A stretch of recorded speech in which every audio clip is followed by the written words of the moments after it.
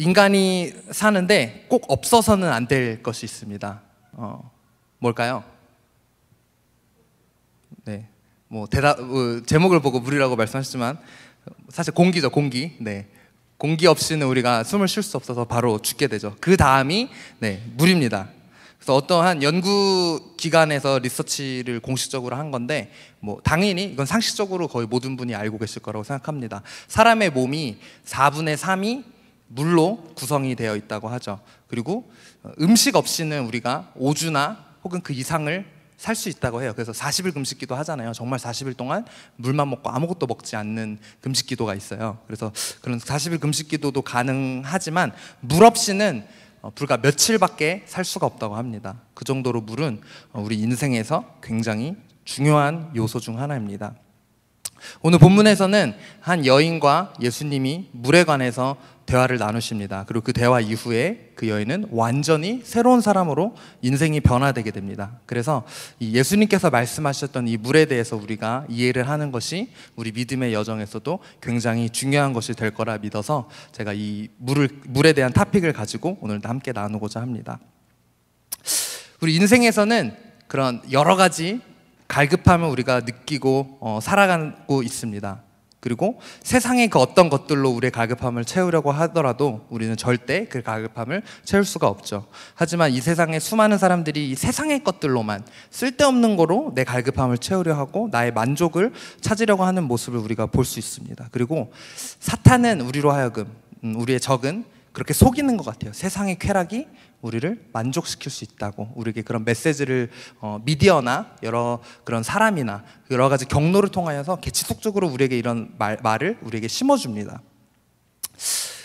우리가 돈을 많이 벌면 만족할 수 있을까요? 당연한 그런 식상한 얘기이기도 하죠.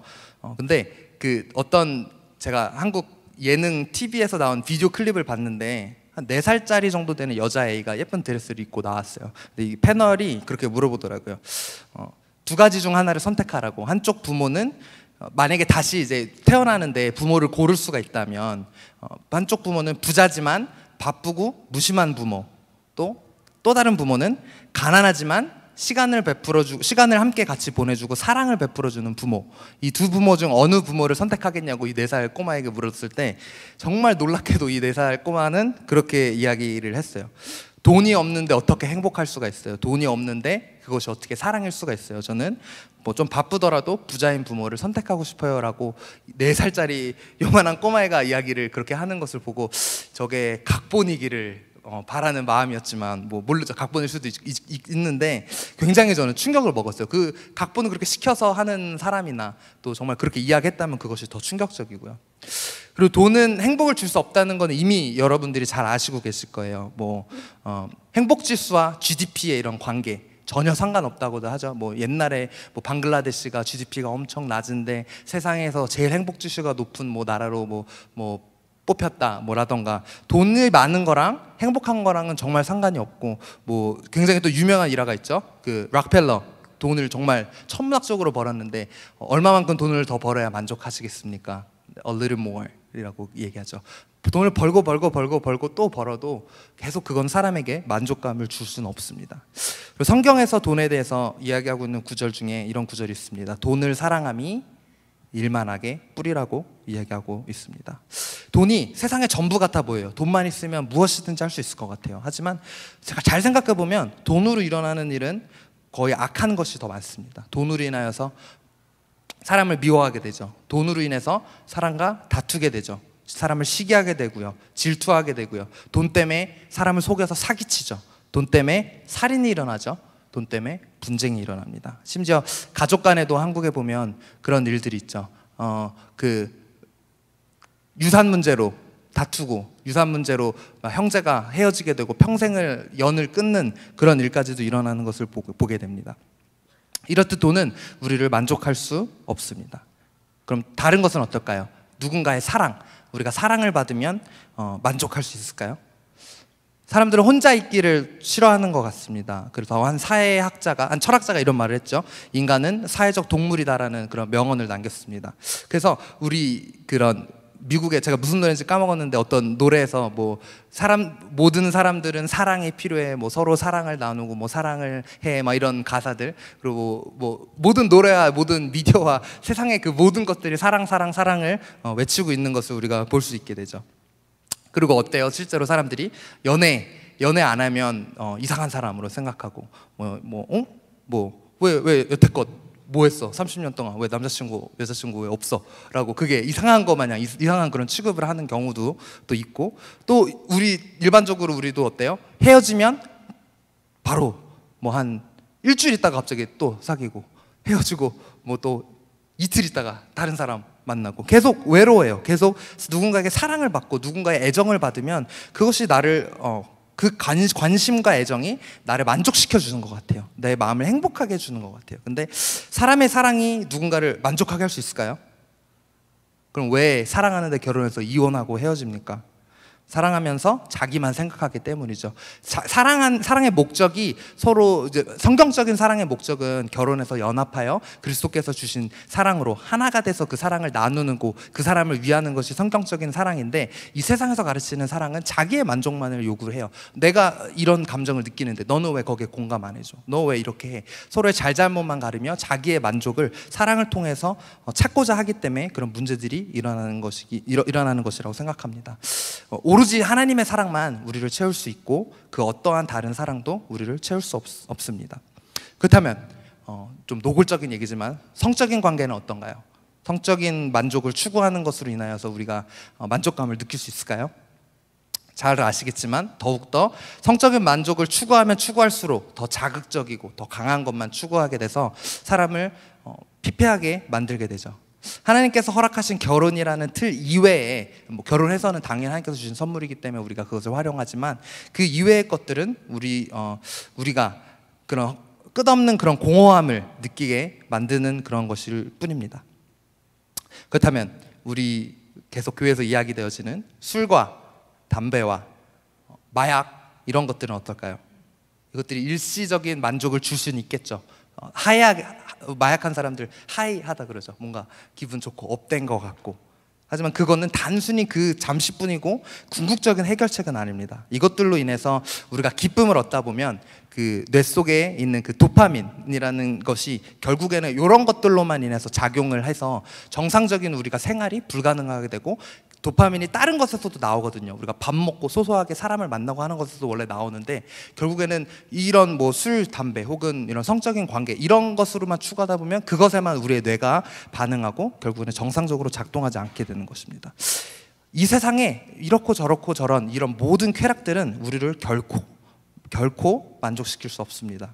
우리는 이것들로 하여금 우리를 중독되게 만들고, 결국은 끝에는 어떻게 됩니까? 이것의 노예가 되게 만들죠. 뭐 그런 말이 있죠. 한국에 술이 나를 먹는지 내가 술을 먹는지 모르겠다라는 그런 표현하죠. 뭐 이런 어떠한 이 중독성에 있는 강한 이런 우리의 만족감을 추구하는 이런 올바르지 않은 것이 결국 나중에는 우리를 집어삼킬 정도로 강력하게 우리 사람에게 다가오게 됩니다. 그래서 궁극적으로 사탄은 이런 거를 통해서 우리가 하나님으로부터 멀어지게 만드는 것이 사탄의 목적입니다. 성경은 이 모든 것의 끝에 무엇이 있다고 말합니까? 이렇게 얘기하죠. 죄의 삭은 사망이요 라고 이야기하고 있습니다. 결국 이런 것들의 끝에는 행복과 만족감이 있는 것이 아니라 이 모든 것의 끝에는 사망만이 육체적인 사망뿐만 아니라 영적인 우리의 사망까지도 포함하고 있습니다. 그래서 예수님께서는 오늘 13절에 이렇게 이야기하고 계시죠. 이 물을 마시는 자마다 다시 목마르게 된다고 말씀하고 계십니다. 즉 우리가 육체적으로 구하는 그 물 자체는 궁극적인 우리 영혼의 갈급함을 해소해 줄 수 없어요. 이런 모든 것, 우리가 만족하려고 하는 그것들은 절대로 우리를 해소하게 할 수 없고 결국에는 다시 목마르게 만드는 것입니다. 오직 예수님께서 주시는 물만이 우리의 영혼의 갈급함을 해소시킬 수 있는 것입니다. 예수님이 주시는 물은 그냥 물과는 다릅니다. 우리 14절 말씀 함께 볼까요? 14절 말씀에 보면 그 물이 어떤 물이라고 이야기합니까? 예수님이 내가 주는 물은 어떤 물이라고 이야기하세요? 그 속에서 영생하도록 솟아나는 무슨 물이라 그러죠? 샘물이라고 이야기하고 있죠. 샘물하고 우물 안에 그냥 있는 물의 차이점을 한번 우리가 생각을 해볼까요? 우물 안의 물은 어떤가요? 만약에 계속 펌프질을 하지 않고 깊은 곳에서 그 물이 지하수가 흐르지 않는다면, 물이 계속 그 우물이 만약에 벌어져 있다면 어떻게 되나요? 물이 고인물이 되고 결국은 그 우물은 썩게 되죠. 하지만 샘물은 어떻게 되죠? 계속 흐르는 물이죠. 계속 흐르는 물이기 때문에 이게 뭐 말라서 뭐 없어지지 않는 이상은 절대 썩지 않습니다. 그리고 샘물의 또 특성이 하나 뭐죠? 물의 근원이죠. 샘물이 흘러나가서 강을 이루고 바다를 이룰 정도로 샘물이 물의 근원인 것입니다. 하지만 우물은 물의 근원이 아니죠. 그것은 그냥 단지 그곳에 있는 물인 것에 불과합니다.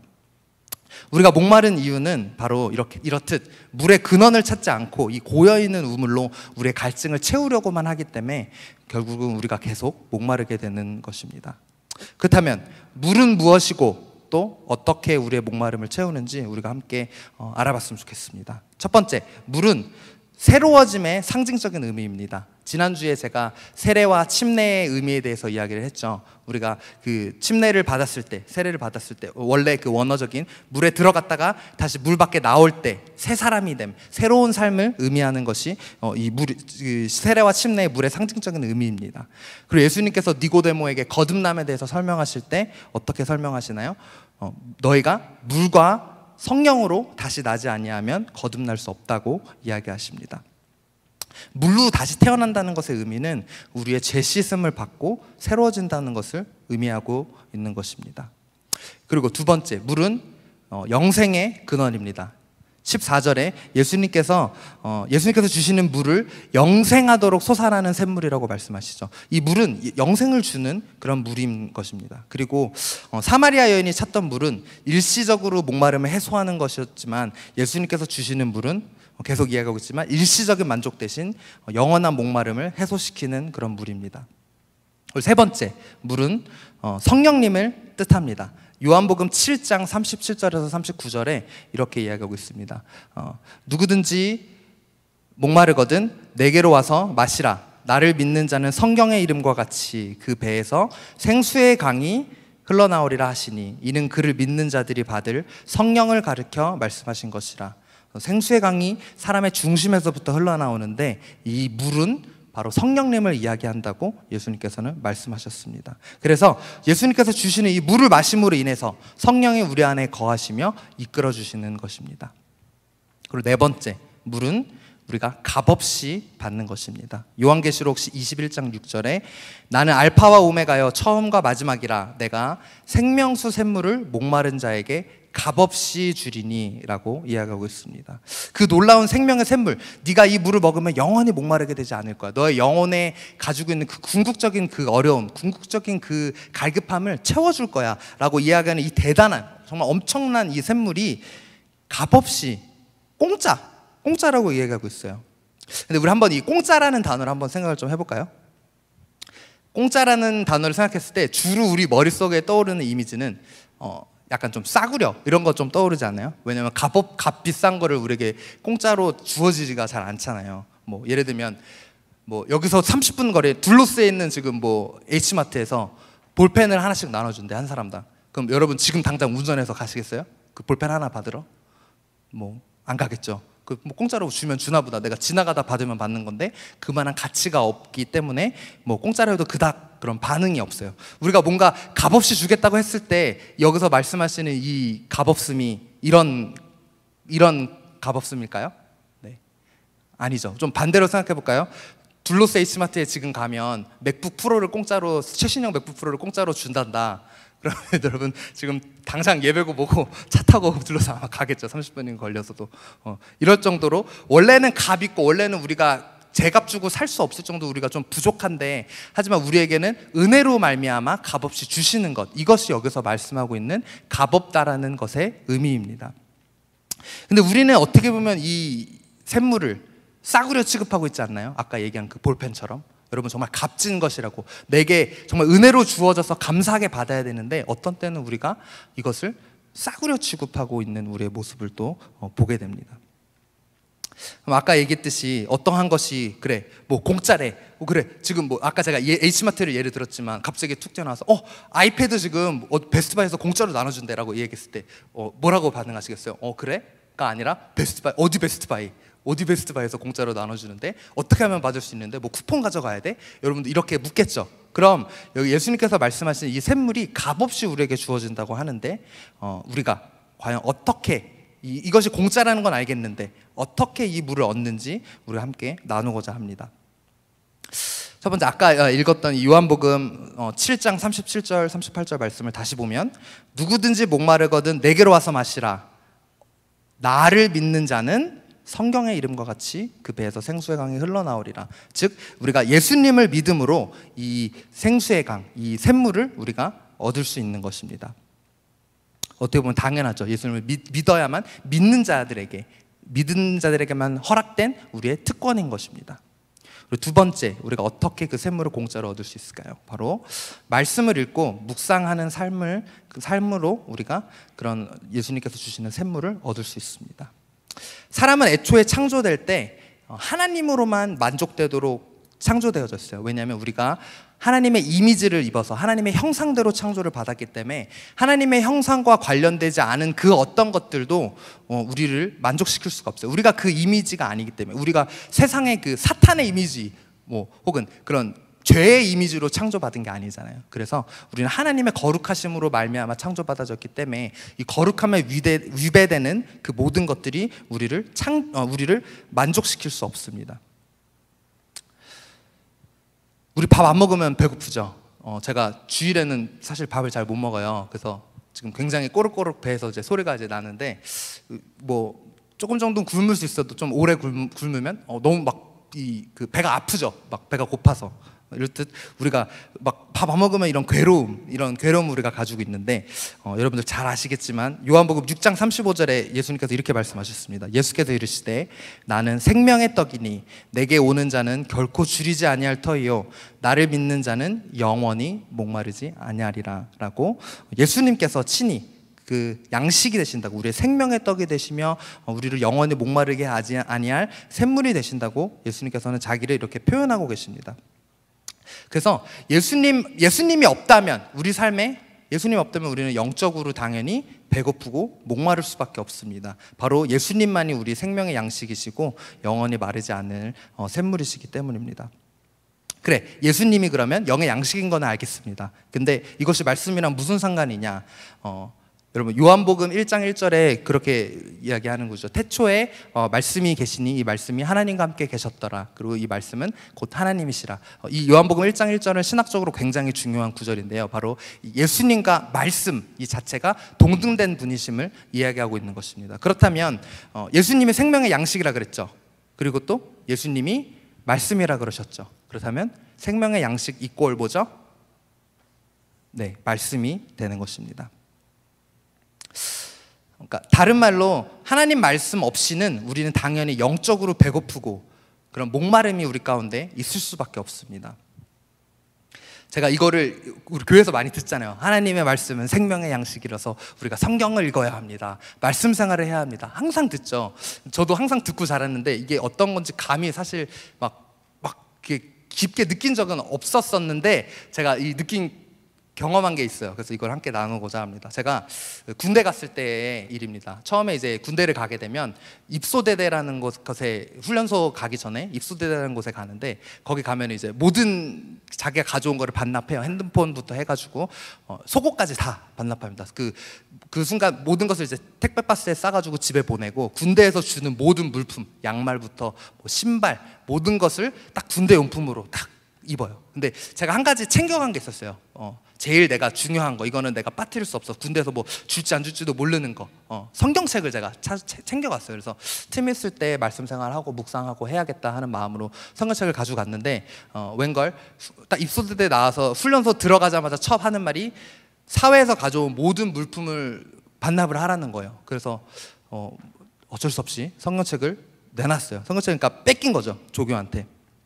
그래서 성경책이 없었고 이 훈련을 받고 왔을 때 처음에는 너무 힘들어서 거의 그냥 쉬거나 이야기하거나 혹은 짬이 조금 날 때가 있거든요. 짬이 조금 날 때 운동을 한다던가 이렇게 좀 뭔가 사람들이 뭔가 하는데 저는 되게 말씀을 읽고 싶었어요. 근데 뭐 일단은 뭐 피곤하고 바쁘니까 첫 주일은 그렇게 이제 지나가고 주일이 되었어요. 그래서 이제 제가 갔던 훈련소는 논산훈련소인데 제일 큰 한국에서 훈련소예요. 그곳에 있는 교회가 제일 또 큰 군 교회이기도 합니다. 한 3-4천 명이 한꺼번에 모이는 그런 교회인데요. 그래서 그 예배를 되게 사모하는 마음으로 교회 딱 들어갔어요. 그래서 예배를 드리는데 이제 찬양할 때 이게 보통 이제 위문 예배식으로 이제 외부에서 교회에서 이제 섬겨주시는 분들이 있거든요. 그래서 이제 자매님들이 주로 이렇게 많이 이제 서 계시는데 그러면 이제 난리가 나요. 막 3천 명이 막 와 예쁘다 막 뭐 소리 지르고 막 예뻐요 막 소리 지르고 막 난리가 나요. 뭐 찬양하는 것이 아니라 그런 소리만 막 들릴 정도로 너무 이게 막 되게 바더가 되는 거예요. 근데 더 대박인 건 찬양 끝나고 그 자매님들 내려가셨어요. 그리고 목사님이 설교하시러 딱 올라오셨습니다. 목사님이 강대상에 올라오자마자 갑자기 저쪽에서 수리탄 투척 그리고 저쪽에서 한 30명이 방독면 쓰고 일어나서 가스 막 그러고 있어요. 어떻게 예배를 드리겠어요? 이게 처음에만 그러는 게 아니라 예배 드리는 내내 그래요. 내내. 그래서 목사님이 레이저 꺼내가지고 너네 앉아, 너네 조용히 해 이러다가 말씀 조금 읽다가 너네 조용히 해 이러기에 바쁜 거예요. 이러니 예배를 정상적으로 드릴 수 있겠습니까? 그리고 이것도 예배라고 애초에 안 하고 군대에서 얘기할 때 종교 행사라고 얘기를 해요. 그래서 너무 주일에 내가 드리는 주일 성수인데 너무 좀 속상한 거예요. 그리고 이제 성경책도 없고 그리고 또 한 주가 또 흘렀어요. 그리고 다음 주에 교회 갔는데 또 그런 상황에서 예배를 드릴 수가 없었어요. 이게 한 2주 정도 되다 보니까 죽겠는 거예요. 우리가 그러니까 정말 이 생명의 위협을 제가 느꼈어요. 이게 제가 어떻게 뭐 표현할지는 모르겠는데 뭔가 막 가슴이 탁 먹히고 진짜 막 죽겠는 거예요. 그래서 제가 그날 주일날 조교를 찾아가서 제가 면담할 게 있다고 심각한 얼굴로 얘기하니까 아직도 생각나요. 되게 무서운 조교분이셨는데 그분이 무슨 일이냐고 자기 방에 불러서 제가 가서 그렇게 얘기했어요. 저는 기독교를 다니고 교회를 다니고 하나님을 믿는 사람인데 이해가 가실지 모르겠지만 저희 기독교에서는 하나님의 말씀이 생명의 우리 영의 양식이라고 이야기합니다. 그래서 제가 밥을 안 먹으면 배고프듯이 제가 성경 말씀이 없어서 이게 좀 영적으로 너무 제가 배가 고파서 제가 스테이블하지가 않고 좀 많이 힘듭니다. 좀 죽을 것 같이 힘듭니다 라고 죽을 것 같다는 표현을 쓰니까 너무 놀랐어요. 왜냐하면 그 조교가 이 군대 안에서 훈련소 안에서 자살하는 사람들이 있거든요. 몸이 힘들다 보니까. 그래서 약간 얘가 약간 자살 생각이 있나라고 좀 생각을 하면서 많이 놀래서 이걸 이제 보고를 했나 봐요. 윗선에. 근데 이제 그 조교 중에 가장 높았던 병장 저희를 맡았던 그 조교분이 나중에 알고 보니까 천주교 신학생인 거예요. 그래서 신부가 될 것을 준비하고 계셨던 분인데 제가 말하는 것이 무슨 말인지 알겠다면서 바로 제 짐에서 성경책을 꺼내서 저에게 이제 줬거든요. 그래서 정말 훈련 끝나고 돌아오자마자 항상 말씀을 읽고 정말 말씀을 깊이 묵상하고 그때 읽었던 그 성경 말씀이 잊혀지지가 않아요. 제 가슴에 가득 채워지는 그 말씀. 왜 항상 성경에 그런 말이 있죠. 하나님의 말씀이 꿀보다도 더 달다는 그런 표현이 있죠. 정말 너무 달고 너무 좋고 너무 행복한 거예요. 다른 거 없어. 그냥 그 군대에서 정말 머리 빡빡 밀고 아무것도 할 거 없는데 그냥 할 거 없어서 읽는 성경이 아니라 정말 이 말씀이 내 안에 너무나 진짜 기쁨과 정말 영의 진짜 양식으로 나에게 다가왔었던 그런 경험이 있습니다.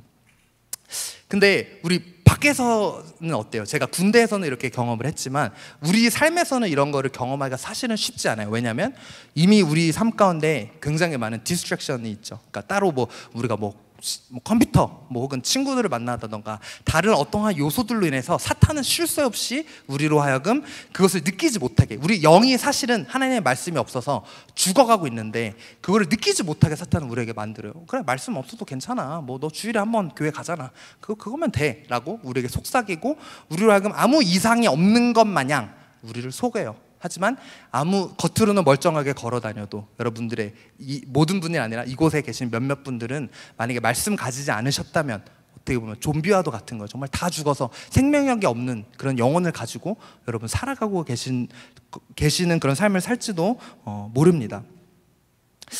왜 북한에 있는 지하교회나 중국에 있는 그런 감옥에 갇힌 그런 기독교인들 그 성경 말씀 요한복음 한 2장 정도 이렇게 찢어가지고 그거 이렇게 숨기고 있다가 항상 그거 읽고 정말 그걸 읽으면서 행복해하고 하나님과 교제하는 그 모습들, 그 사모함 왜 우리는 없을까요? 우리 좀 스포일되지 않았나요? 이 세상이, 우리의 사회와 우리의 환경이 우리로 하여금 이렇게 느끼지 못하게 하고 하나님의 말씀의 필요함을, 이런 경각심을 우리로 하여금 없이 하지 않나요? 그 북한에서 믿는 그 하나님, 중국에서 믿는 그 하나님이 우리가 믿는 하나님하고 다른 하나님인가요?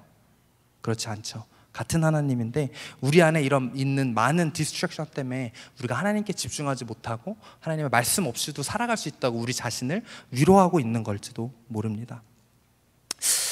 F.F. 브루스라는 굉장히 유명한 신학자가 이런 말을 남겼습니다. 인간 영혼의 가장 깊은 곳에 있는 갈망은 하나님을 개인적으로 또 인격적으로 아는 것이다. 우리 영혼에 있는 가장 깊은 갈망은 사랑받고 싶은 갈망, 외로움을 해결하고자 싶은 갈망, 행복해지고자 하는 갈망, 그런 갈망이 아니라 하나님을 아는 갈망함, 이것이 사람의 영혼에 있는 가장 깊은 그런 갈망이라고 이해하고 있는 것입니다. 시편 42편에 이런 구절이 있습니다. 하나님이여, 사슴이 시냇물을 찾기에 갈급함 같이 내 영혼이 주를 찾기에 갈급하나이다. 내 영혼이 하나님, 곧 살아계시는 하나님을 갈망하나니 내가 어느 때에 나아가서 하나님의 얼굴을 배울까?